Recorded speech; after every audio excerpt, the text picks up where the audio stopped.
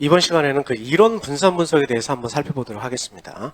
자, 이론 분산 분석에서 분산 분석은 보통 아노바라고 많이 알고 있는데요.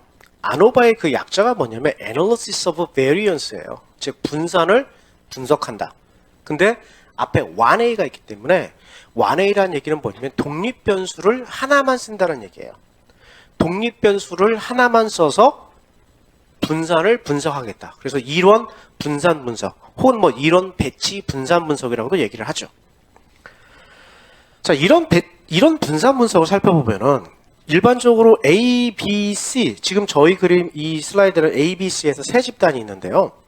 일반적으로 이 독립변수가 집단 간 차이를 보는 게 이제 그 독립해본 T 검증이 있고 그걸로 확대시키면 분산 분석이 있는데요.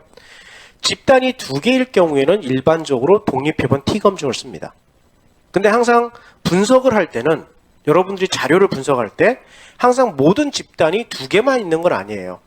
고등학교 1, 2, 3학년, 대학교 1, 2, 3, 4, 4학년 또는 전공 또는 직장에 가면 부서들 많죠. 대부분 집단이 두 개 이상인 경우가 상당히 많습니다. 그럴 경우에는 독립해본 T 검증을 연속해서 쓰는 게 아니라 그거에 대안인 분산 분석을 씁니다. 자, 그래서 요 그 박스 플롯을 보면 지금 여러분들 앞에 눈에 보이는 게 박스 플롯이라고 그러는데요. 최소값 25%, 50%, 75% 최대값이죠. 그리고 보시면 알겠지만 요 밑에는 최소값이고 이거는 최대값인데 그 위에 점과 이렇게 표기가 되어 있죠. 이런 표기가 뭐냐면 보통 우리가 흔히들 알고 있는 아웃라이어라고 얘기를 해요. 이상치라고 얘기를 하죠. 그 이상치는 뭐냐면 바로 터커가 얘기했던 것처럼 1.5 곱하기 IQR, 즉 4분의 범위에다가 1.5를 곱하는 게 그 이하, 그 이상으로 뜨는 게 최소값, 최대값이라고 얘기를 하죠. 자, 근데 이런 분산 분석은 이걸 왜 보여주냐면 A 집단도 요 A 집단의 수를 다 모으면 평균이 나타날 테고 그 평균을 기점으로 퍼져 있는 정도가 있습니다. 그거 분산이고요. B 집단도 그렇고 C 집단도 그렇고요. 그러면 A라는 집단의 평균, B라는 집단의 평균, C라는 집단의 평균이 나타나요. 그리고 각각의 집단은 각각의 평균에서 얼마만큼 떨어져 있는지 차이를 볼 수가 있죠. 그게 바로 집단 내 제곱합이고요. 그리고 이렇게 보면 이걸 다 더하면 A라는 집단의 평균이 나타나고 B라는 집단의 평균이 나타나고 C라는 집단의 평균이 나타납니다. 이걸 다 더하면 전체 평균이 나타나요. 그래서 전체 평균에서 A라는 집단의 평균이 얼마만큼 떨어져 있고 B라는 집단의 평균이 얼마만큼 떨어져 있고 C라는 집단의 평균이 얼마만큼 떨어져 있는지를 살펴보는 게 바로 이론 분산 분석입니다. 자, 그래서 이론 분산 분석의 절차에 대해서 한번 살펴볼게요. 자, 이론 분산 분석 절차는 처음에 뭐를 해야 되냐면 등분산 검정이라는 걸 해야 됩니다. 그래서 이 등분산 검정은 레빈지 테스트라는 걸 이용을 해가지고 등분산 검정이 이루어져요. 그래서 등분산 검정의 그 영가설과 대항가설은 뭐냐면 영가설은 모든 집단의 분산은 같다. 그리고 대항가설은 아니다. 적어도 한 집단의 분산은 다르다. 이렇게 표기가 될 수 있어요. 그래서 우리가 원하는 건 뭐냐면 영가설이 기각되는 게 아니라 영가설이 채택이 돼야 돼요. 모든 집단의 분석은 같다. 분산은 같다. 그러면 우리가 흔히 알고 있는 이론 분산 분석, 보통 저걸 좀 더 정확히 얘기하면 피셔의 이론 분산 분석이에요. 그리고 나서 주효과가 이루어지죠. 메인 이펙트가 이루어져요. 근데 이 등분산 검증을 했는데 통계적으로 유의미해서 영가설이 기각이 되면, 즉 이 A, B, C 적어도 세 집단 사이에 분산이 다른 집단이 하나라도 존재를 한다면 우리가 흔히 알고 있는 이런 분산 분석으로 가는 게 아니라 브라운 폴스라든지 웰치 방법으로 가야 되는 거예요. 저 방법을 써가지고 주효과가 있는지 없는지를 살펴보는 겁니다. 그리고 마찬가지로 주효과가 효과가 없으면 분석이 멈추고요. 주효과가 통계적으로 유의미하면 그 다음 단계는 사후 분석이 이루어져요. 자, 이게 뭐냐면 요 주효과에서 뭐를 보냐면 A, B, C 세 집단의 평균은 같다가 영가설이고요. 대항가설은 아니다. 적어도 하나의 집단은 평균이 다른 집단과 다를 것이다라는 게 대안가설이에요. 그러면 대안가설이 만약에 채택이 됐어요. 즉 영가설이 기각이 됐다는 얘기는 적어도 하나의 집단은 다른 집단하고 평균이 의미가 유의미할 정도로 다르다라는 뜻이에요. 그러면 추후에 분석이 따라와야 되는데 우리가 궁금한 건 그거죠. 평균이 다르다라고 그랬는데 그러면 어떤 집단이 어떠한 집단과 평균이 진짜로 다르냐 이걸 살펴보고 싶어요. 이게 바로 사후 분석입니다. 사후 분석이에요. 근데 이번 시간에 주로 다룰 거는 요 부분 빨갛게 사각형으로 친 요 부분을 집중적으로 다뤄볼 예정입니다. 자, 그래서 이 분산 분석은 보통 어떻게 이루어지냐면은 전체 제곱합이 있어요. 저 전체 제곱합은 뭐냐면 전체 평균에서 각 개인의 값을 빼고 제곱을 한 겁니다. 만약에 제곱을 하지 않으면 어떤 현상이 나타나냐? 전체 평균에서 각 개인의 평균을 빼고 다 더하면 합이 0이 나타납니다. 합이 0이 나타나요. 그렇기 때문에 제곱을 꼭 해야 됩니다. 그래서 이 전체 제곱합을 뭘로 나눌 수 있느냐? 집단 간 제곱합과 집단 내 제곱합으로 나눌 수가 있어요. 그래서 이 과정이 어떻게 전체 제곱합이 집단 내 제곱합과 집단 간 제곱합으로 나누어지는지에 대해서 한번 살펴보도록 할게요. 자, 전체 제곱합은 일단 SST라고 보통 많이 얘기를 하는데요. Sum of Squares Total이라고 얘기를 합니다. 자, 이 전체 제곱합은 전체 평균 있죠?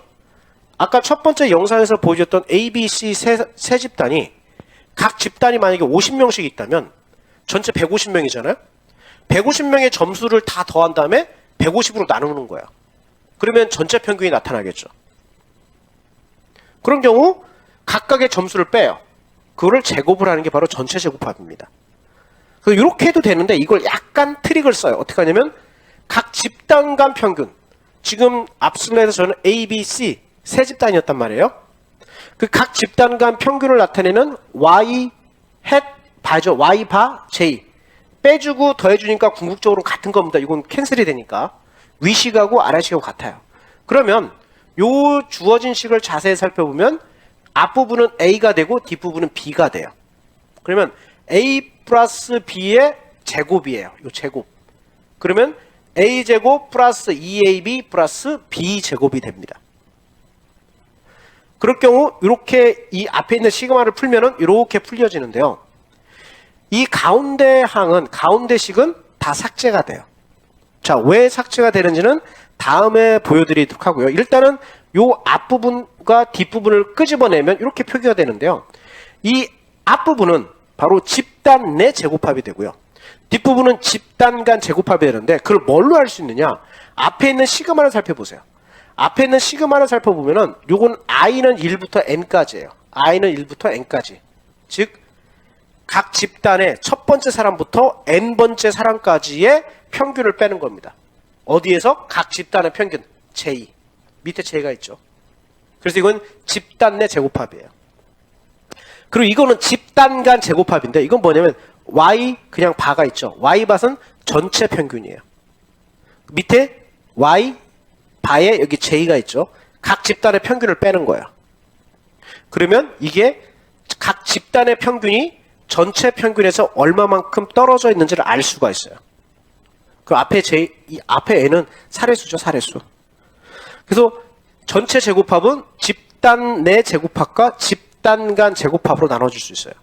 자, 그렇다면 아까 언급했듯이 이 가운데 식이 왜 삭제가 되는지 한번 살펴볼게요. 이걸 그대로 끄집어내면은 이렇게 나타날 수 있어요. 앞에 2는 상수니까 일단 무시를 하고요. 끄집어내면 이렇게 끄집어낼 수가 있는데 이 부분에서 전체적으로 계산하기 전에 이 앞부분 i는 1부터 n까지 써있는 이 부분만 일단 꺼집어낼게요. 이 옆으로 이렇게. 그러면 요 y 바 j는 평균이기 때문에 n으로 나타낼 수가 있어요. n으로 나타낼 수가 있습니다. 위에. 그러면 요 n y 바를 다시 풀면 요 y 바 같은 경우는 이렇게 다시 표기가 될 수 있어요. 근데 궁극적으로 보면은 캔슬되기 때문에 첫 번째 항과 같아지는 거예요. 결국은. 그래서 요거를 이렇게 구해진 변형된 식을 그대로 여기다 집어넣습니다. 그래서 나타내는 게 바로 요 식이에요. 요 식입니다.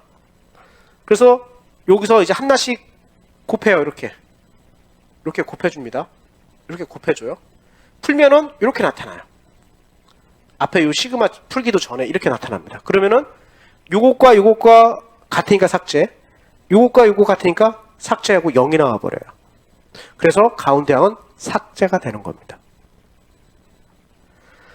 자, 이 상태에서 지금까지 나왔던 거를 분류를 시키면은 전체 제곱합은 집단 간 제곱합과 집단 내 제곱합으로 구분이 되고요. 근데 아까 얘기했듯이 분산 분석은 집단 내 제곱합을 집단 간 제곱합을 집단 내 제곱합으로 나눠서 나타나는 그 비율이 분산 분석인데, 곧바로 집단 간 제곱합과 집단 내 제곱합을 사용하지 않고 그거를 보통 자유도라고 얘기하는 걸로 나눠줘요. 자, 왜 그러냐면 각 집단마다 사례수도 다르고 하기 때문에 그거에 대해서 고려를 해줘요. 그러면 자유도로 나눠지면은 평균 제곱합으로 나눠줍니다. 그래서 여기 MS는 mean squared고요. 여기 SSB는 sum of squares between, SSW는 sum of squares within이라고 이렇게 표기가 될 수가 있습니다. 그래서 평균 제곱합을 나눠주는 게 바로 이런 분산 분석이라고 얘기를 할 수가 있습니다. 그래서 최소한 집단 간 차이가 집단 내 차이보다 크다라고 얘기를 하려면 F값은 적어도 1보다 커야 되는 거예요. 적어도 1보다 커야 돼요. 그래야 집단 내 차이보다는 집단 간 차이가 크다라고 얘기할 수 있고요. 그 다음 단계는 뭐냐? 우리가 나타난 이 F값이 통계적으로 유의미한지 안 한지를 살펴보는 거예요.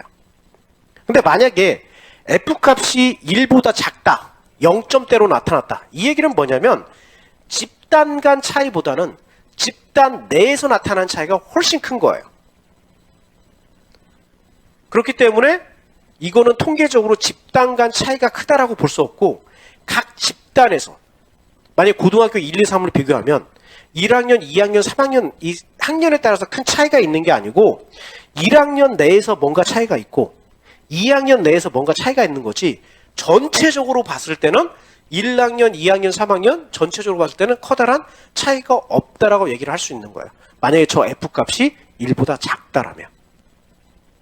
자, 이런 식으로 전체적으로 이 분산 분석이 등분산 검증을 거쳐서 그 다음에 주요과 분석으로 위해서 전체 제곱합을 집단 내 제곱합과 집단 간 제곱합으로 나누고, 그걸 다시 자유도로 나눠서 평균 제곱합을 구한 다음에 그 평균 제곱합들간의 비율을 살펴보는 이 분산 분석에 대해서 전체적으로 살펴봤습니다. 다음에는 실제적인 예를 가지고 분산 분석이 어떻게 이루어지는지 살펴보도록 하겠습니다.